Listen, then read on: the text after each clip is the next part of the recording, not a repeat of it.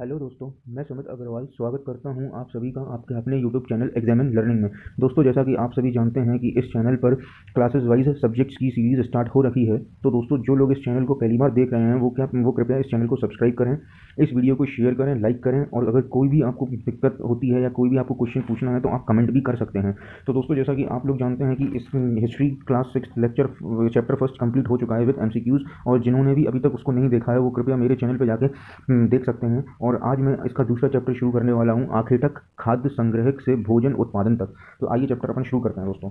तो तुषार की रेल यात्रा। तुषार अपने एक रिश्तेदार की शादी में दिल्ली से चेन्नई जा रहा था। रेल में उसे खिड़की वाली सीट मिल गई, जहां से वह बाहर का नज़ारा देखने में मग्न हो गया। तेज दौड़ती गाड़ी से उसने देखा कि पेड़ पौधे, घर, खेत खलियान बड़ी तेजी से पीछे की ओर छूटते चले जा रहे थे। उसे यही लगा कि मतलब छूटते चले जा रहे थे, क्योंकि गाड़ी अपनी रफ्तार से चल रही थी। तभी उसके चाचा ने उसके कंधे पर हाथ रखकर कहा, पता है, लोगों ने मात्र 150 साल पहले रेल से यात्रा करनी शुरू की थी, बस तो इसके कुछ दशक बाद आई। तुषार सोचने लगा कि जब लोगों के पास आने जाने के लिए तेज रफ्तार वाली सवारियां नहीं थीं, तो क्या वे यात्रा ही नहीं करते थे? क्या वे अपनी सारी जिंदगी एक ही जगह पर बिता दिया करते थे? नहीं, ऐसी बात नहीं थी। आइए इसके बारे में आगे पढ़ते हैं। किस तरह से लोगों ने अपना जीवन शुरू किया, किस तरह से लोगों ने यात्राएं शुरू करी, खान पीन, शिकार शिकार विकार भी किया, किस तरह से उन्होंने अपना भोजन जो है उसका उत्पादन किया। आइए इन सभी के बारे में इस चैप्टर में अपन जानते हैं। आरंभिक मानव, आखिर वे इधर उधर क्यों घूमते थे?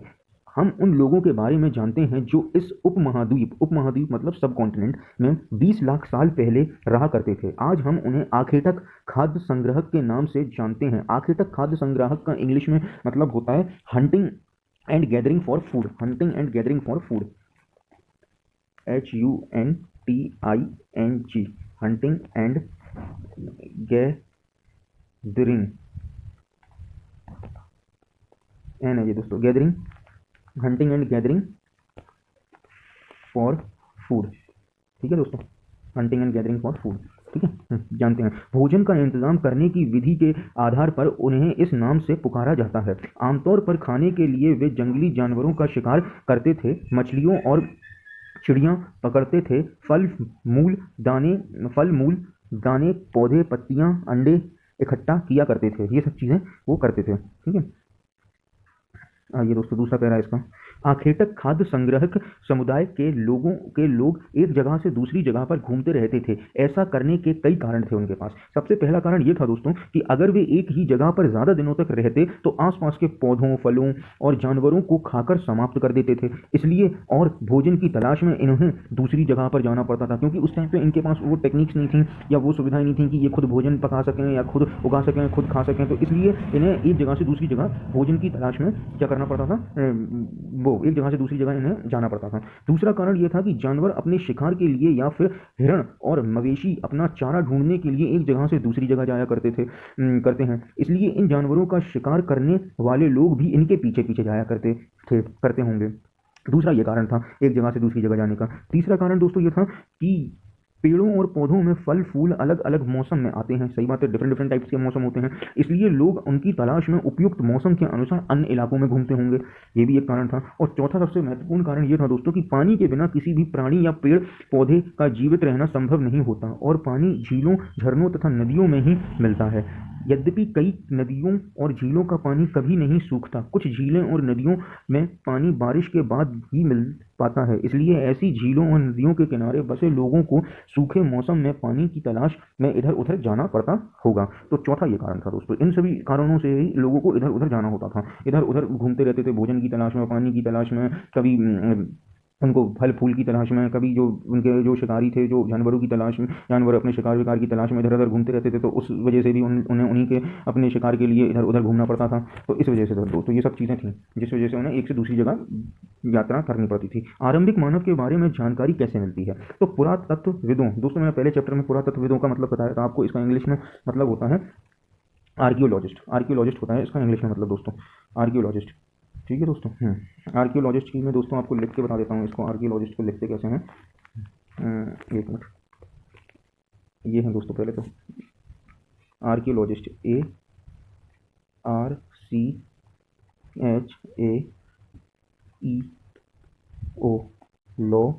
LOGIST, ये आर्कियोलॉजिस्ट दोस्तों ये होते हैं, ठीक है। आर्कियोलॉजिस्ट को कुछ ऐसी वस्तुएं मिली हैं जिनका निर्माण और उपयोग आखेटक खाद्य संग्रहक किया करते थे। वही हंटिंग और गैदरिंग जो फूड की करते थे वही लोग करते थे। यह संभव है कि लोगों ने अपने काम के लिए पत्थरों, लकड़ियों और हड्डियों के औजार बनाए हों। इनमें से पत्थरों के औजार आज भी बचे हैं। पत्थरों के औजार आज भी बचे हैं। तो देखिए किस तरह के पत्थर होते थे। इनमें से कुछ औजारों का उपयोग फल फूल काटने, हड्डियां और मांस काटने तथा पेड़ों की छाल और जानवरों की खाल उतारने के लिए किया जाता था। कुछ के साथ हड्डियों या लकड़ियों के मुट्ठे मतलब वही जिनको मतलब लकड़ियों के साथ जिनको यूज मतलब लड़की होता नहीं है वो, जैसे अपना हथौड़ा होता है आज का, वो लकड़ियों में उसको फंसा के और उससे मतलब ठुकाई करी जाती है। तो उसी तरह यहाँ पिछले ज़माने में, पहले के टाइम में भी यही होता था। मुट्ठे लगाकर भाले और बाण जैसे हथियार बनाए जाते थे। कुछ औजारों से लकड़ियाँ काटी जाती थीं। लकड़ियों का उपयोग ईंधन के साथ साथ झोपड़ियाँ और औजार बनाने के लिए भी किया जाता था। दोस्तों आइए इस बॉक्स में देखें क्या है। पत्थर के औजारों का उपयोग बाएं इंसान के खाने योग्य जड़ों को खोदने के लिए किया जाता था। बाएं मतलब जो लेफ्ट हैंड तरफ जो ये इंसान, ये देखिए पत्थर, एक मिनट, ये देखिए ये पत्थरों से ये इंसान ये खोद रहा है ना, ये पेड़ लगा रहा है और ये पत्थर है, ये देखिए ये पत्थर है, तो इससे ठीक है। तो इसके लिए और दाएं मतलब राइट हैंड तरफ देखिए जानवरों की खाल से बने वस्त्र को सिलने के लिए किया जाता है। ये देखिए ये जानवरों के वस्त्र को सिल रहा है इस पत्थर से, जानवरों की खाल को सिल रहा है वस्त्र बनाने के लिए इसी पत्थर से, क्योंकि पहले के टाइम में सुई हुई नहीं होती थी। इंसान को जो जैसा मिलता था इंसान उस तरह से अपना जीवन व्यतीत करता था। और पहले के ज़माने में लोगों ने जहाँ जो चीज़ें देखी उन्हीं से अपना जीवन शुरू किया, उन्हीं को अपने जीवन में उपयोग करके उन्हीं से उन्होंने चीज़ों का निर्माण करना शुरू किया। और उन्हीं के निर्माण को देख के आज हम भी उन्हीं चीज़ों को यूज़ करते हैं, ठीक है। भले ही पत्थर का यूज़ नहीं करते, वो उसमें टेक्नोलॉजी अपग्रेड हुई तो अपन सुई का, मशीन का, इसका यूज़ करने लगे। लेकिन जो उनसे हमें मिला है जैसे कि खाद्य सामग्री का तरीका, उगाने का तरीका, पेड़ पौधों को और इन सब चीज़ों को मतलब एग्रीकल्चर वगैरह, क्रॉप्स वगैरह को, खाद्य सामग्री वगैरह को उगाने का तरीका, वो सब तो हमें इन्हीं लोगों से मिला हुआ है। क्योंकि ये लोग आए रहे यहाँ पे, इन्होंने अपना जीवन जिया और जो ज़रूरत की चीज़ें थी वो इन्होंने खुद से ही उन सब की चीज़ों का सर्जन किया। तो वही सब सारी चीज़ें आज हम लोग यूज़ करते हैं। और उसमें ये कहते नहीं है कि समय के साथ साथ बदलाव आता है, तो समय के साथ साथ टेक्नोलॉजी अपग्रेड हुई तो हम उन चीज़ों को और बेहतर तरीके से यूज़ करने लगे, बेहतर तरीके से और जानने लगे, सीखने लगे, पढ़ने लगे, ठीक है दोस्तों। आइए रहने की जगह निर्धारित करना। अब मानचित्र 2, ये वाला मानचित्र जो है इसमें देखते हैं अपन भी। लाल त्रिकोण वाले स्थान वे पुरास्थल माने दोस्तों होता है साइट्स, SITIES, साइट्स जहां पर आखेटक खाद्य संग्रहकों के होने के प्रमाण मिले हैं। इनके अलावा भी और कई स्थान पर आखेटक खाद्य संग्रहक रहते थे। मानचित्र में सिर्फ कुछ गिने चुने स्थान ही चिन्हित किए गए हैं। कई पुरास्थल नदियों और झीलों के किनारे पाए गए हैं। ये देखिए ये हैं लाल कलर के, जैसे ये देखिए आप भीमबेटका देख रहे हैं, ये नर्मदा नदी के किनारे है। ये देखिए हुसंगी, ये कृष्णा नदी के किनारे है। कुरनल, ये भी कृष्णा नदी से निकली कोई नदी है उसके किनारे है। तो ये जितने भी जो चीज़ें हैं ये जो हैं साइट्स, ये किसी न किसी नदी के किनारे हैं। क्यों है? क्योंकि नदी के किनारे इन्हें पानी मिल जाता था, पानी से ये अपना जीवन व्यतीत कर लेते थे। जो इन्हें चीज़ें उगानी होती थी, एग्रीकल्चरिंग करनी होती थी, खेत खलिहान जैसी चीज़ें, फूड मूड मतलब पेड़ पौधे मिल जाते थे, तो इनकी मतलब भोजन की समस्या भी खत्म हो जाती थी। तो इस वजह से ज़्यादातर नदियों के किनारे ही ऐसे पुरास्थल मिलते हैं और इन्हीं पुरास्थलों में इन लोगों ने अपना जीवन भी व्यतीत किया है, ठीक है। अब आइए दोस्तों नीचे चूंकि पत्थर के उपकरण बहुत महत्वपूर्ण थे, इसलिए लोग ऐसी जगह ढूंढते रहते थे जहां अच्छे पत्थर मिल सकें। क्योंकि खुदाई उदाई करना, अब खेती बाड़ी करना, तो उस पहले के टाइम पे मशीनें तो थी नहीं, ये जो और ऐसी चीज़ें तो थी नहीं, तो उन्हें पत्थरों से ही चीज़ खोदना पड़ता था, चीज़ों को पत्थरों से ही सिलाई विलाई करते थे, जैसा अपन ने ऊपर देखा है। तो इसलिए वो लोग ऐसी जगह भी ढूंढते थे जहाँ पर उन्हें अच्छे पत्थर मिल जाए, जिससे उनका उस तरह से वो काम वाम कर सकें उनके। तो लेफ्ट हैंड तरफ ये जो हम लोगों ने ऊपर अभी मैप देखा था उसमें भीमबेटका जो दिखाया गया था वो कहाँ पे है दोस्तों? वो मध्य प्रदेश में है। इस पुरास्थल पर गुफाएं व कंदरियाएं मिली हैं। दोस्तों कंदरियाओं का मतलब होता है रॉक शेल्टर, ठीक है, रॉक शेल्टर। लोग इन गुफाओं में इसलिए रहते थे क्योंकि यहाँ उन्हें बारिश, धूप और हवाओं से राहत मिलती थी। बारिश से बचे रहते थे, धूप से बचे रहते थे और ठंडी हवा चलती थी। ये गुफाएं नर्मदा घाटी के पास हैं, ठीक है दोस्तों। अब ये दोस्तों चित्र देखिए आप, शैल चित्रकला, इनसे हमें क्या पता चलता है? तो दोस्तों ये है, जिन गुफाओं में लोग रहते थे उनमें से कुछ की दीवारों पर चित्र मिले हैं। चित्र मतलब इन लोगों को पेंटिंग वगैरह का भी शौक था उस टाइम पर, तो ये लोग कुछ भी बना दिया करते थे, चित्र किसी भी प्रकार के। इनमें कुछ सुंदर उदाहरण मध्य प्रदेश और दक्षिणी उत्तर प्रदेश की गुफाओं में से मिले चित्र हैं इनमें जंगली जानवरों का बड़ी कुशलता से सजीव चित्रण किया गया है। जंगली जानवरों का, जैसे ये देखिए, ये जो फोटो बता रहे हैं ये एक जानवर की है और उसके पीछे एक इंसान है, ये फोटो। तो ये जानवरों का चित्रण कर देते थे उन पे। ये है गुफाएं दोस्तों, देखिए दोस्तों ये गुफाएं। अब आइए दोस्तों, पुरा स्थल मतलब वही साइट्स है, उस स्थान को कहते हैं जहां औजार, बर्तन और इमारतों जैसी वस्तुओं के अवशेष मिलते हैं। ऐसी वस्तुओं का निर्माण लोगों ने अपने काम के लिए किया था और बाद में वे उन्हें वहीं छोड़ गए। एक मिनट दोस्तों, एक मिनट रुकिएगा दोस्तों आप जरा। बाद में वे उन्हें वहीं छोड़ गए। वे जमीन के ऊपर, अंदर, कभी कभी समुद्र और नदी के तल में भी पाए जाते हैं। इन पुरास्थलों के बारे में आपको अगले अध्याय में बताया जाएगा, मतलब अगले चैप्टर में बताया जाएगा। अब आइए यहाँ पे, अब आग की खोज कैसे करी लोगों ने। मानचित्र 2 में कुरनूल गुफा ढूंढें। कुरनूल गुफा ऐसी, मतलब जो बच्चे पढ़ रहे हैं उनको ऐसी काम दिया गया है कि उस मैप में आप कुरनूल गुफा ढूंढ के बताइए, जो कि कृष्णा नदी से निकली हुई नदी के पास में नहीं थी, जो मैंने अभी ऊपर बताया था आपको। यहाँ राख के अवशेष मिले हैं। इसका मतलब यहाँ यह है कि आरंभिक लोग आग जलाना सीख गए थे। आग का इस्तेमाल कई कार्यों के लिए किया गया होगा, जैसे कि प्रकाश के लिए, मांस भुनने के लिए और खतरनाक जानवरों को दूर आदि भगाने के लिए। आज हम आग का उपयोग किस लिए करते हैं? हम भी इन्हीं सारी चीज़ों के लिए करते हैं। प्रकाश के लिए करते हैं, जो लोग पकाने के लिए करते हैं, जो लोग मांस वगैरह खाते हैं वो उसके लिए करते हैं। और कभी कभार हम जंगलों में देखते हैं या ऐसी किसी, मतलब अगर जानवर के सामने थोड़ी आग माग दिखा दो तो वो उससे मतलब डर जाता है, तो उससे बचने के लिए भी हम लोग करते हैं। ठीक है ना, बहुत सी। नाम और तिथियाँ, नाम और तिथियाँ। अब देखिए, कुछ नाम हैं और कुछ नाम जुड़े हुए हैं पुराने समय के काल से, पीरियड से। हम जिस काल के बारे में पढ़ रहे हैं, पुरातत्वविदों ने उनके बड़े बड़े नाम रखे हैं, आर्कियोलॉजिस्ट लोगों ने। आरंभिक काल को वे पुरापाषाण काल कहते हैं। पुरापाषाण काल मतलब दोस्तों, पुरापाषाण जो ये काल है इसको बोला जाता है palaeolithic period. Palaeo, PALAEO, palaeolithic, palaeolithic period, PERIOD, palaeolithic period. ठीक है, यह दो शब्द पूरा यानी, पूरा का मतलब यानी कि प्राचीन, और पाषाण यानी पत्थर से बना है। यह नाम पुरास्थलों से प्राप्त पत्थर के औजारों के महत्व को बताता है। ये लाइन दोस्तों इसमें बहुत इंपॉर्टेंट है। ये लाइन, यह नाम से लेके और बताता है तक। ये पुरापाषाण काल 20 लाख साल पहले से 12,000 साल पहले के दौरान माना जाता है। इस काल को भी 3 भागों में विभाजित किया गया है। दोस्तों ये पूरा यहाँ से इम्पोर्टेंट है, यह नाम से लेके और ये पूरा यहाँ तक 20, ये पूरा जाता है तक, यह नाम से लेके पहले से 12,000 साल, मतलब 20 लाख साल पहले से 12,000 साल पहले के दौरान माना जाता है। ठीक है, यहाँ तक। ये आपको टाइम पीरियड का ध्यान रखना पड़ेगा।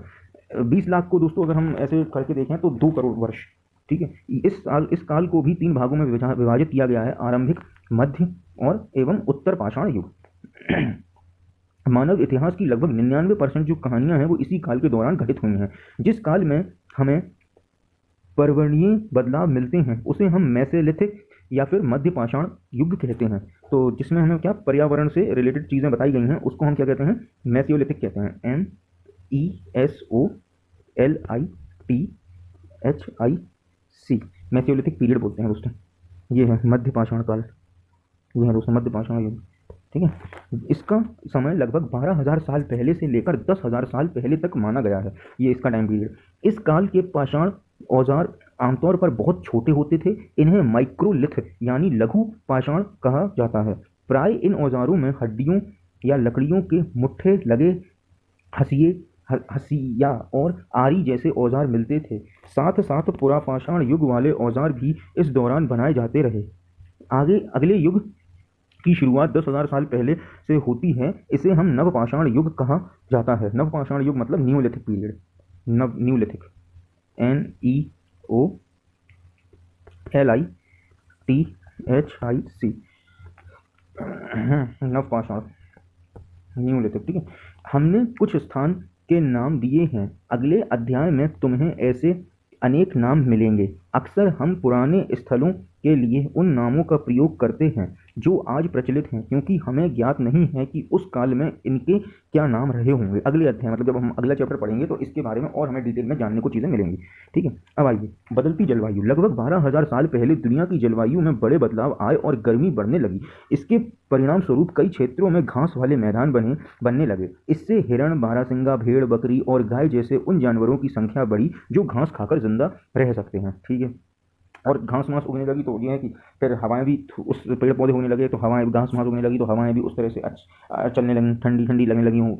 तो उस और ये भेड़ बकरी और ये जानवर भी बढ़ने लगे, जो लोग जो घास पे जिंदा रहते हैं। जो लोग इन जानवरों का शिकार करते थे वे भी इनके पीछे आए और इनके खाने पीने की आदतों और प्रजनन के समय की जानकारी हासिल करने लगे।